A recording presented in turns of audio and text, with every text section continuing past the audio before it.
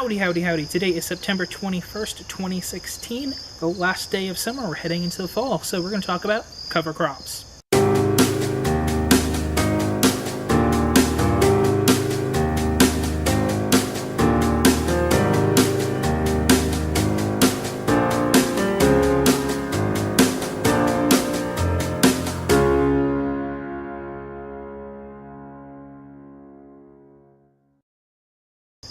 This is the first year that I'm trying cover crops. I'm not trying anything fancy.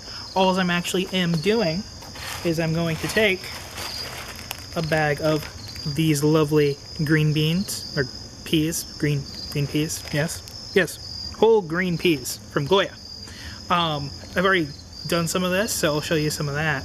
But I'll show you basically what I do. I soak these guys and overnight, and then I plant them. I'll show you that. Alright, so what I just do is I take a container, doesn't really matter what kind, as long as it's big enough. Just pop open the peas, dump them in,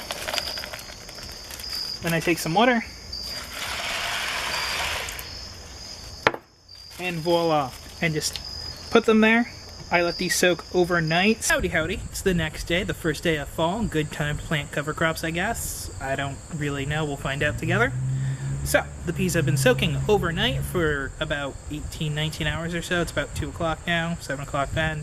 Yeah, about 18, 19 hours, give or take. So yeah, we're going to show you those.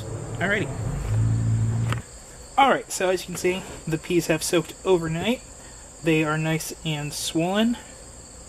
There is one that's been soaked, and next to one that has not. So, as you can see, it's regained its green color, and it is quite bigger than the other one because it's soaking up the water, getting ready to sprout. So, we're going to dump the water out of these, and we'll get to planting. Alright, so what I'm going to do here is we're going to throw in some cover crop here. This has had a couple different crops in it, from spinach to radishes to some carrots that didn't take, but that's fine. So basically all I'm going to do is I have like a carrot in here that I don't want to disturb, so I'm just going to kind of plant around it. So, basically what I'll just do, scatter the seeds across on the ground, which I'll show you, and then I'll just kind of like rough up the dirt a bit, so this way there's soil to seed contact. Give it a good watering down, although the seeds are already watered, more moisture in the soil will help. And it will get them germinated and going. I did throw a couple peas in here already, just kind of see how they would do. I am just going to just give it a nice thick layer though, because I want to make this bed for the spring a bit more fertile, because it doesn't get much sun, so this might just be an urban lettuce area. Next year, possibly. I don't know, I'm still figuring that out. So yeah, I will show you that. Let's get started. Alright, so you are going to need some tools. You don't actually need them, but it will make your job easier. What I'm going to use is this thing here. It's like a hoe with pointy things. I forget what it is, trowel or something like that. And then this right here you can also just use. You can also just use your hand if you wanted to, but I find this a little bit easier. I am going to be careful around the carrot that I'm trying to keep in there. So yeah, now I will show you how to how I do my cover crop. Alright, so nothing too fancy.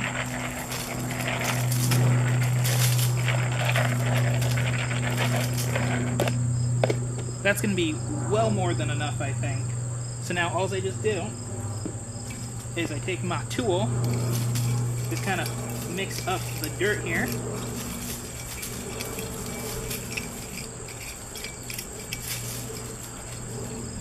Again, not too close to the carrot, but I do want to get around the carrot because I want, you know, some nice thick coverage of the seeds here. Now, I'm not trying to do it too deeply, but I am just trying to get them kind of in the soil and covered. I don't really care if they all sprout, as long as a good fair amount of them do.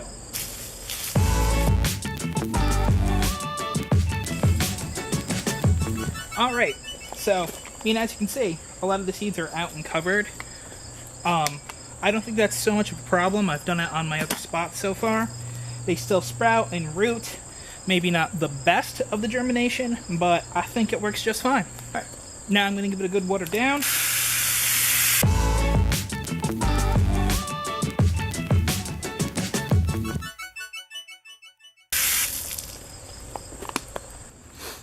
as you can see, a lot of the seeds have just kind of made their way onto the top.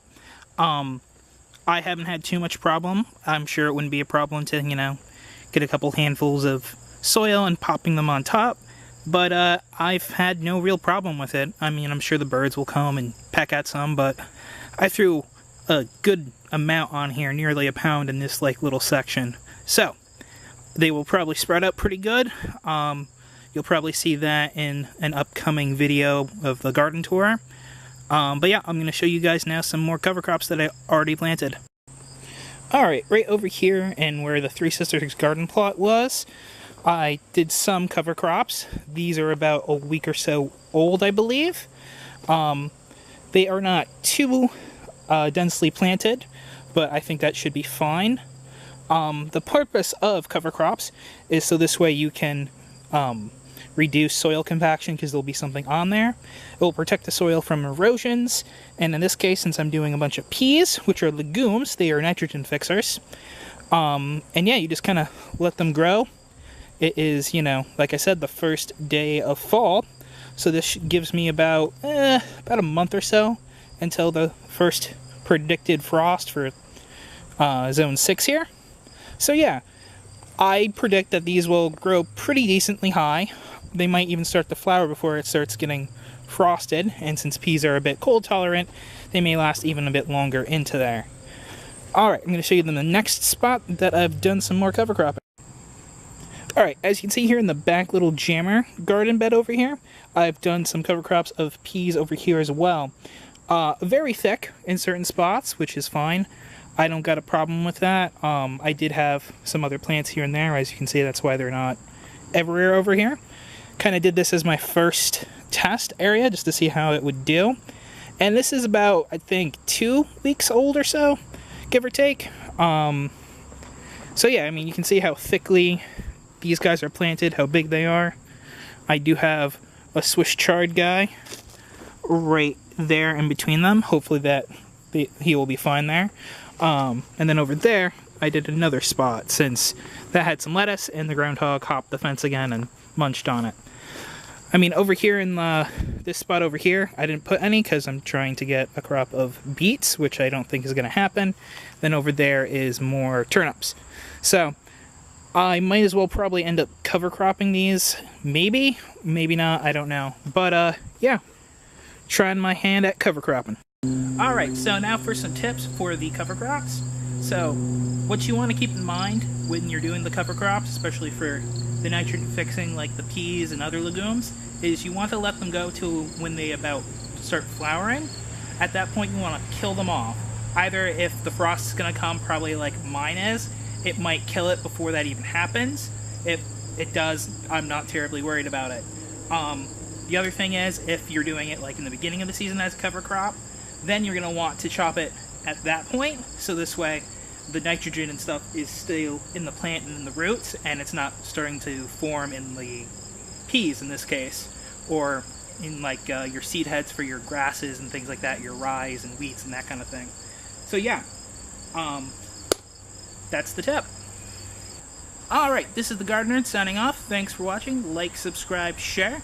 Let me know if you do your own cover crops, or if you're going to try them this year. Or, something like that.